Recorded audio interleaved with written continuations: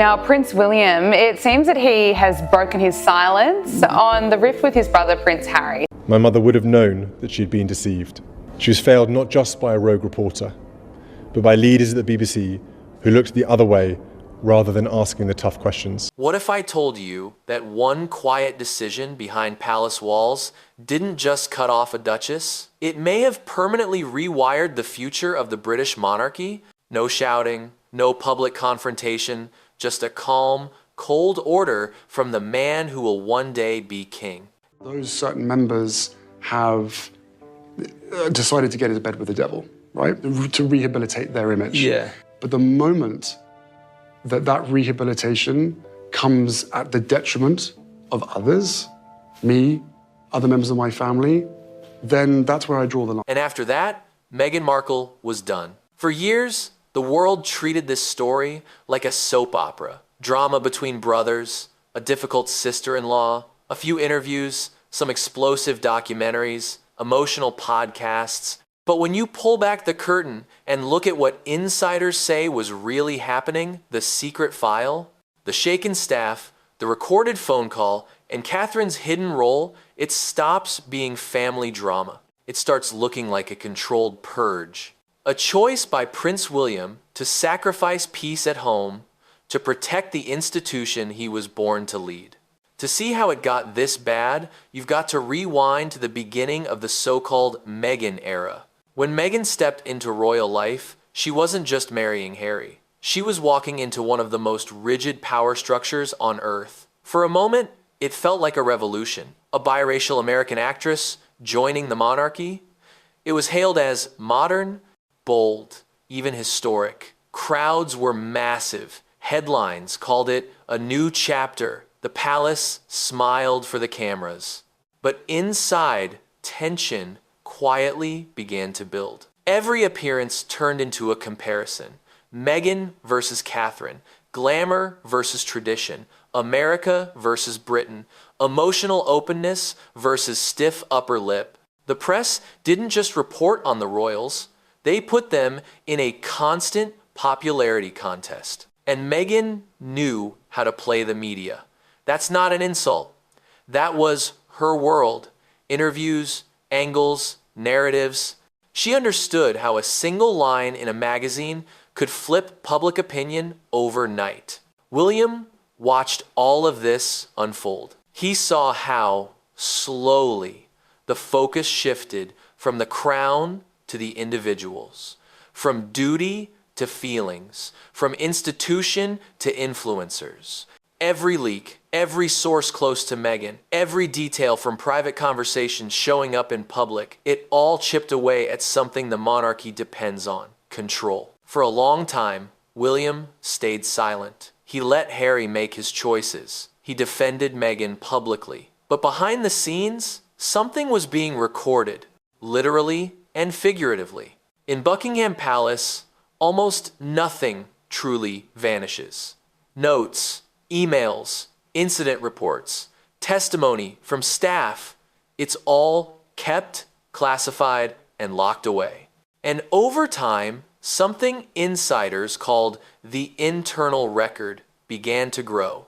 It started small, reports of protocol breaches, instances where Meghan allegedly pressured staff to bend or bypass official channels, moments when she asked for statements that hadn't been cleared, requests that made veteran palace employees deeply uncomfortable.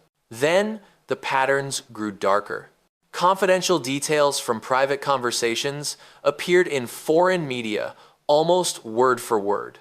Staff said they felt manipulated, pushed, emotionally drained. Some claimed their memories were questioned, that they were made to feel like they misunderstood events. What looked like royal drama from the outside felt like something closer to psychological warfare on the inside. The most devastating part of that file wasn't a single incident. It was the section quietly labeled psychological impact. A series of anonymous accounts describing sleepless nights, panic, humiliation, and a constant fear of saying the wrong thing. People who'd served the crown for decades were suddenly questioning their sanity. And then there were Catherine's notes. To the public, Catherine is the serene one. Perfect posture, polite, smile, saying little, revealing even less. But inside palace walls, she's known as the observer, the one who notices what others miss and remembers it. Her private reflections about Meghan weren't emotional rants. They were cool observations. She wrote about feeling studied, like every interaction was being stored as future ammunition. She described how Harry still seemed to crave his brother's approval, even as he drifted further away. She wrote about seeing warmth from Meghan, but only when cameras were around. One line cut straight through William when he finally read it. He still longs for his brother, but I fear his loyalty is being tested every day.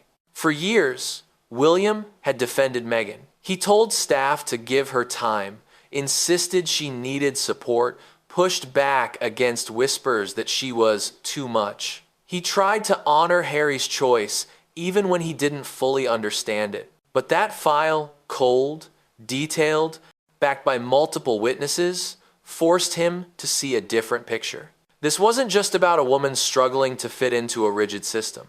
It was about power, influence, and a steady stream of leaks that weakened the institution he'd one day be responsible for. And then came the call that ended everything. Harry in California, William in London. The time zone's different, the distance, emotional as much as physical. Harry already knew something big was coming. Whispers had reached him. A statement, a decision, something brutal. He dialed anyway. "What are you doing?" he asked. "You can't just cut her off like this." William's reply wasn't shouted, it wasn't dramatic, just steady. "I'm not cutting her off for the sake of it. I'm protecting what we were born into." That conversation was less like a talk and more like a collision of two worlds. Harry insisted Meghan was speaking her truth, that she'd been mistreated, silenced, dragged by the press while the palace stayed quiet. William insisted this went far beyond hurt feelings, that confidential material had been exploited, that the monarchy had been turned into content. Harry accused him of becoming cold. William accused him of letting someone else steer his entire life. At one point, Harry reportedly threw the ultimate emotional punch, that William sounded just like them, the courtiers, the people Harry believes destroyed their mother. William didn't accept that. He saw Meghan differently. Diana, in his view, was hunted. Meghan, he believed, volunteered. Somewhere between "you've changed" and "no, you have," the last bridge between them caught fire. When Harry finally asked, "If you cut her off, you're cutting me off too, right?" William didn't respond with a speech. He responded with silence, and that silence was the answer. Shortly after, the statement dropped. The language was clinical and final. The royal family would no longer engage with Meghan Markle in any capacity. No halfway, no softening. A digital line in the sand, backed by centuries of tradition and a future king's signature. To Meghan, it wasn't just a royal decision. It was a character assassination dressed up as protocol, a way to brand her publicly as the problem. She wasn't about to let that stand. Her team moved fast. First came strategic quiet. Time for the public to gasp, choose sides, argue online. Then, as if on cue, sources close to Meghan began to speak. They painted her as heartbroken but dignified, wounded but resilient. A woman who had endured racism, isolation, lack of support, and was now being iced out officially. Then there were whispers of new projects. A documentary-style project. More in-depth conversations. Not confirmed, but teased just enough to send a clear message. She still had a platform, and she wasn't afraid to use it. When she finally spoke in her own voice, it wasn't in a press release. It was in a podcast episode. She never said William's name. She didn't need to. She talked about trying to speak your truth when the people closest to you are the ones muffling you. About institutions that care more about image than about humans. About being expected to stay silent for the sake of others' comfort. By the time she said, "Some people value the symbol of a crown more than the hearts beneath it," the internet was on fire again. Supporters called her brave, critics called her manipulative, but one thing was clear: she grabbed the spotlight back. And how did William respond? He didn't. No interviews, no emotional rebuttal, no side of the story documentary, just silence. Controlled, disciplined, infuriating silence. Instead, his answer appeared in the form of Catherine. While Meghan leaned into media, Catherine leaned into presence.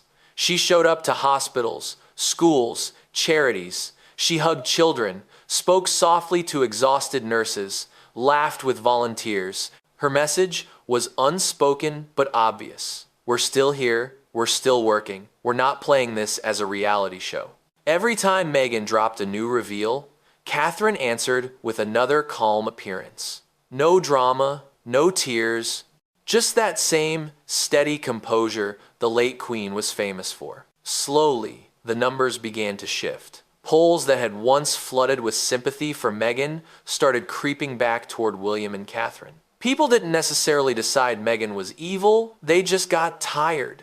Tired of leaks, tired of emotional monologues, tired of never-ending revelations. Catherine understood something critical. In a world screaming for attention, the one thing that still looks powerful is restraint. So where does that leave this royal war? On one side, you have Meghan, a woman who believes she was mistreated and silenced, who uses media to amplify her story and rally support.